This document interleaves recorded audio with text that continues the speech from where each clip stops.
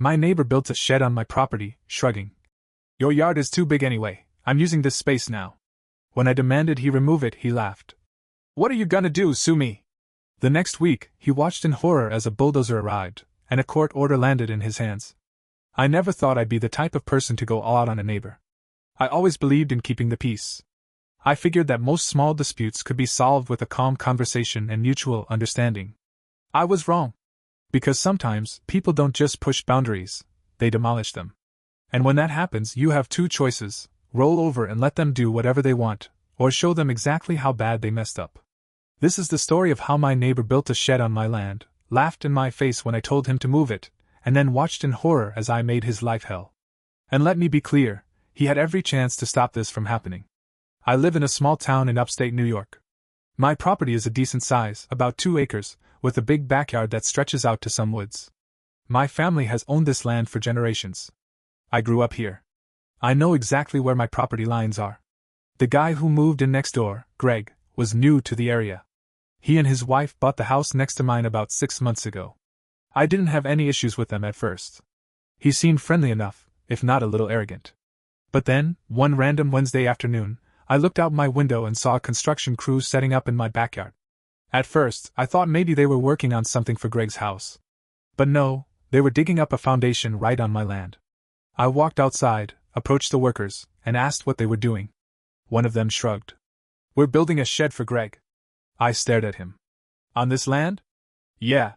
This is where he told us to put it. I was in disbelief. Maybe it was an innocent mistake. Maybe Greg just misunderstood the property line. I walked over to Greg's house and knocked. He opened the door, looking completely unfazed to see me standing there. Hey, what's up? I motioned to the construction site. Hey, I think there's a mistake. The workers say they're putting a shed in my yard? Greg smirked. Oh yeah, that.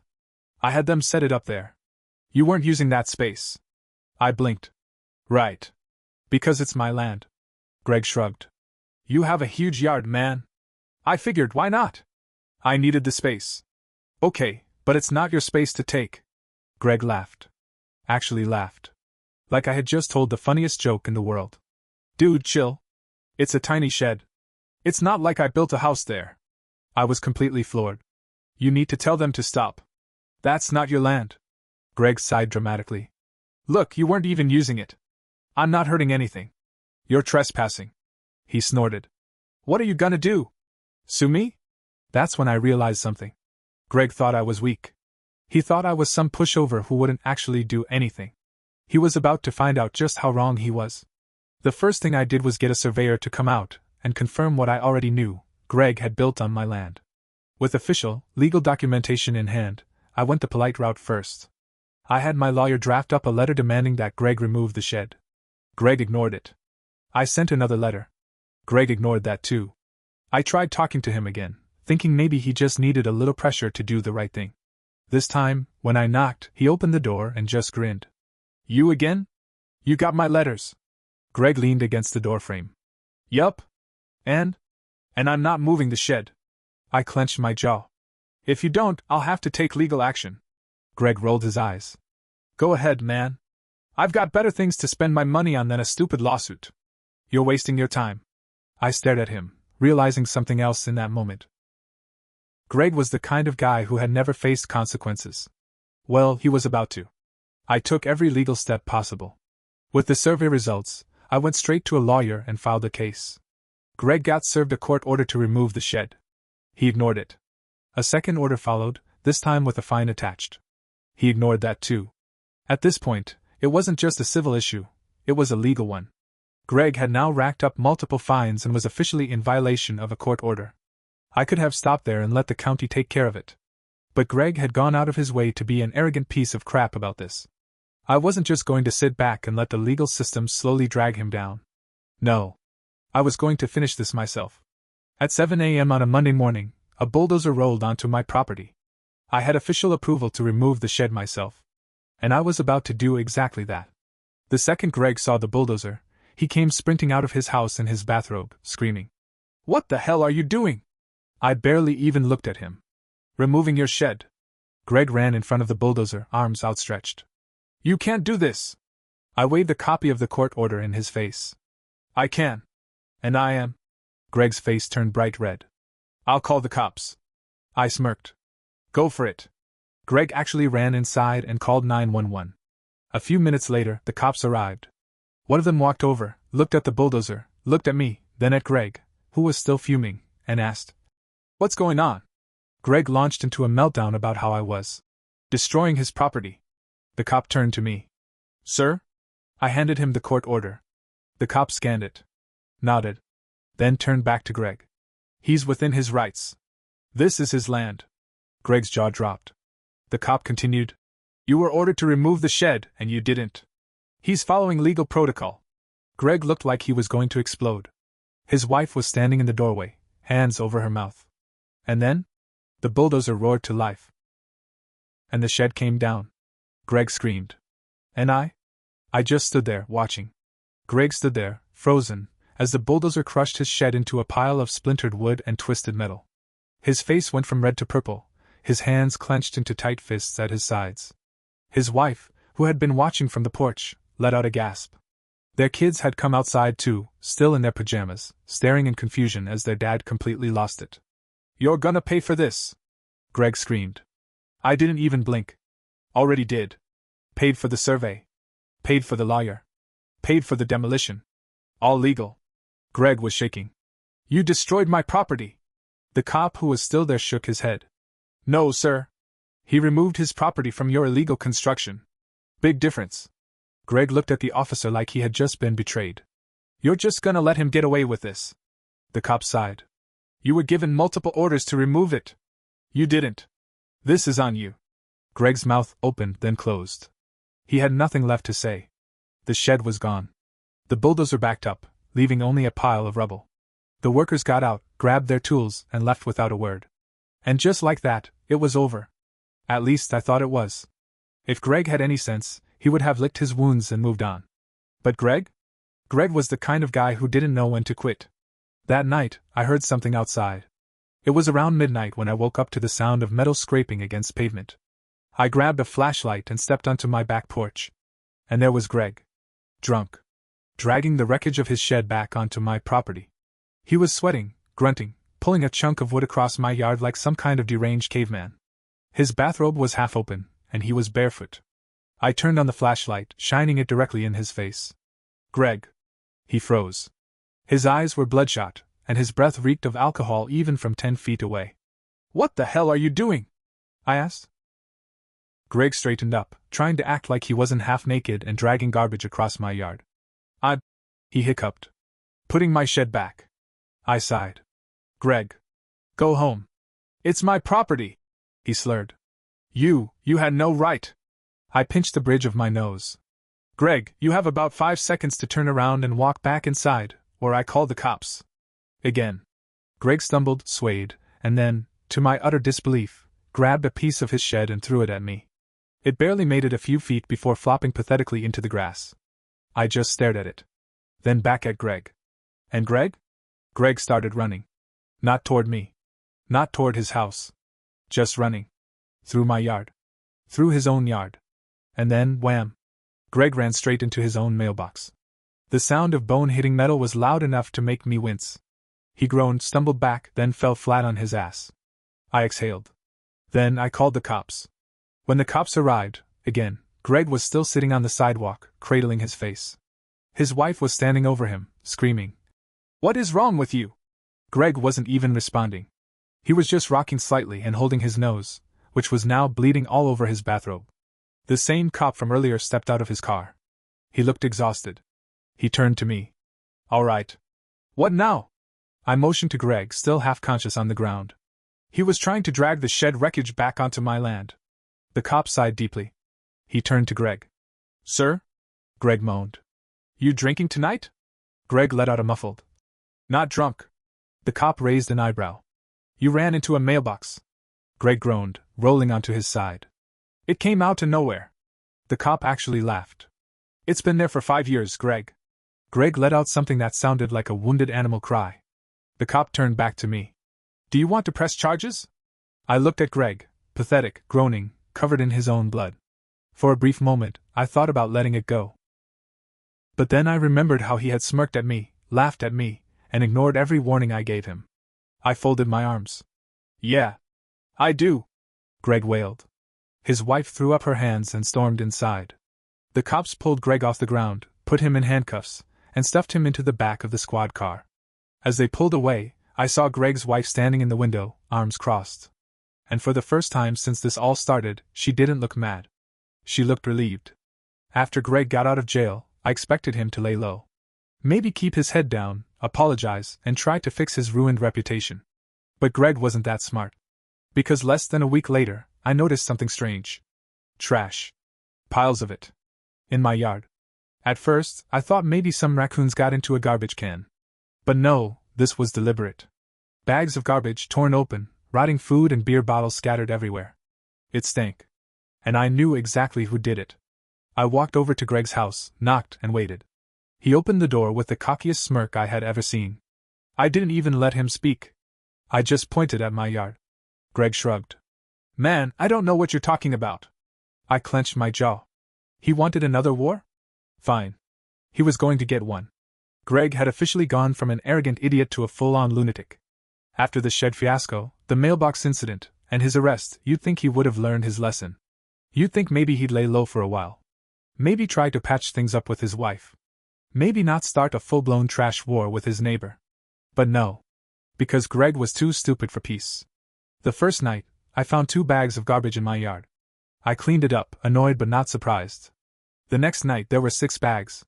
Then, by the 3rd night, it was like someone had backed up a dump truck and just let it rip. Beer cans. Rotten food. Wet cardboard. A dead squirrel. The smell was so bad that even my dog wouldn't go outside. I had no proof that Greg did it, but let's be honest, who else would go this far? I wasn't going to play his game. I set up cameras. The first night after the cameras went up, I caught him in 4K. 2:42 a.m. Greg stumbling out of his house, carrying 2 full bags of trash, hurling them over the fence like some kind of garbage-slinging gremlin. I watched the footage the next morning, drinking my coffee. And I smiled. Because Greg had just gifted me his downfall. I emailed the footage to my lawyer. Within 2 days, Greg got hit with a fine from the county for illegal dumping. A big fine. Like $1,500 big. Greg? Lost his mind. I watched from my window as he got the notice in the mail. He read it, turned red, then literally screamed into the sky. Then, in true Greg fashion, he stormed over to my house. He pounded on my door like he was the police. I opened it and leaned against the doorframe, calm as could be. Something wrong, Greg? Greg held up the paper. You called the cops on me? I raised an eyebrow. You dumped trash on my land. You got caught. What did you expect? Greg's eye twitched. He opened his mouth, then froze. Because standing behind him? His wife. She was holding a packed suitcase. Greg turned. Where are you going? She didn't even look at him. Away from you.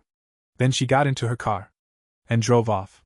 After his wife left, Greg did what all pathetic men do when they've lost everything. He drank. A lot. And when Greg drinks, Greg does stupid things. I figured he'd sulk for a while, maybe try to fix his life. But nope. Because the very next night, I woke up to flames. Not my house. Not my yard. But Greg's car. Fully engulfed in fire. The heat was so intense that my windows started fogging up. I ran outside with my phone, already dialing 911. Greg? He was standing on his lawn, screaming at the sky. Like some drunk Greek tragedy character. When the fire trucks arrived, Greg was still just standing there. No shoes. Bathrobe wide open again. Just staring at his burning car like it personally betrayed him. The firefighters put the fire out, and the police dragged Greg away. And this time? Greg didn't just get a fine. He got arrested for arson.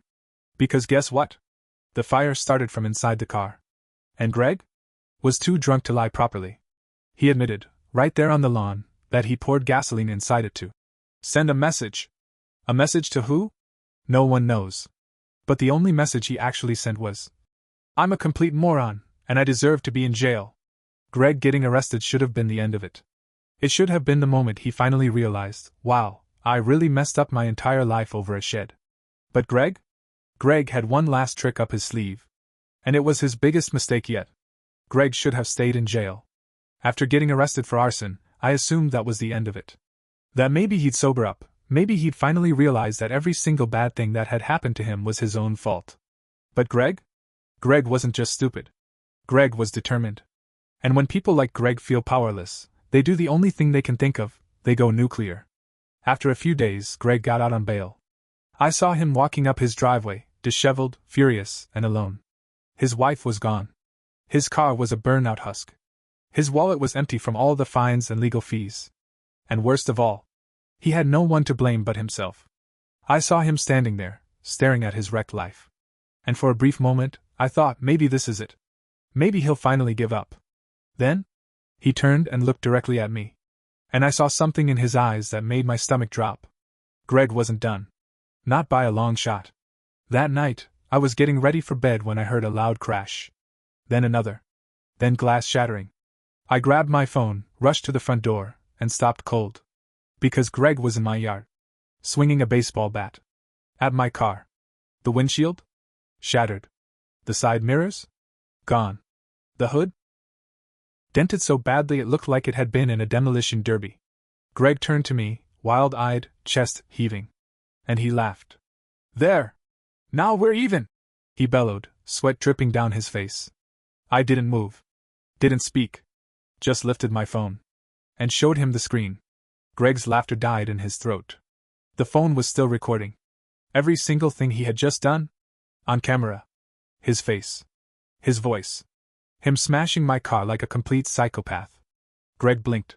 His lips parted, but no sound came out.